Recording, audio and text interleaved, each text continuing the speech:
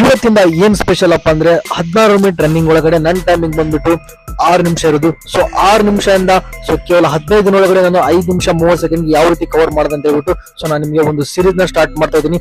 So ಹಾಗಾಗಿ ಯಾರೆಲ್ಲ ನಮ್ಮ ಒಂದು ಯೂಟ್ಯೂಬ್ ಚಾನಲ್ಗೆ ಹೊಸದಾಗಿ ಬಂದಿರೋ ಸೊ ಎಲ್ಲರೂ ಕೂಡ ನಮ್ಮ ಒಂದು ಯೂಟ್ಯೂಬ್ ಚಾನಲ್ ಸಬ್ಸ್ಕ್ರೈಬ್ ಮಾಡ್ಕೊಳ್ಳಿ. ಹಾಗೇನೆ ಕೇವಲ 15 ದಿನ ಒಳಗಡೆ ಸೊ ಯಾವ ರೀತಿ ನಾವು ನಮ್ಮ ಒಂದು ರನ್ನಿಂಗ್ ನ ಇಂಪ್ರೂವ್ ಮಾಡ್ಕೋಬಹುದು ಅಂತ ಹೇಳ್ಬಿಟ್ಟು ಸೊ ನಾನು ಡೇ 1 ಇಂದ ಡೇ 15 ವರೆಗೂ ನಿಮಗೆ ವರ್ಕೌಟ್ ವಿಡಿಯೋನ ಡೈಲಿ ಹಾಕ್ತಾ ಇರ್ತೀನಿ.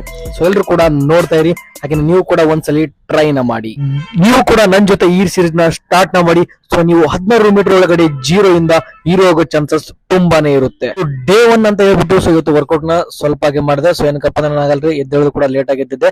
ಹಾಗಾಗಿ 1 ಕಿಲೋಮೀಟರ್ ನ ಸೊ ನಾನು 3 ಸೆಟ್ಸ್ ಗಳಾಗಿ ಸೊ ನಾನು ಮಾಡಿದೆ. ಸೊ ಅದಾದ್ಮೇಲೆ ನಾನು ಸ್ವಲ್ಪ ಬಹಳ ಸುಸ್ತಾಗಿತ್ತು ಅಂದ್ರೆ ರೆಪ್ಯುಟೇಷನ್ ಎಲ್ಲ ಸೊ ರೆಪ್ಯುಟೇಷನ್ ಮಾಡೋದ್ರೆ ಸ್ವಲ್ಪ ಬಹಳ ಸುಸ್ತಾಗಿತ್ತು.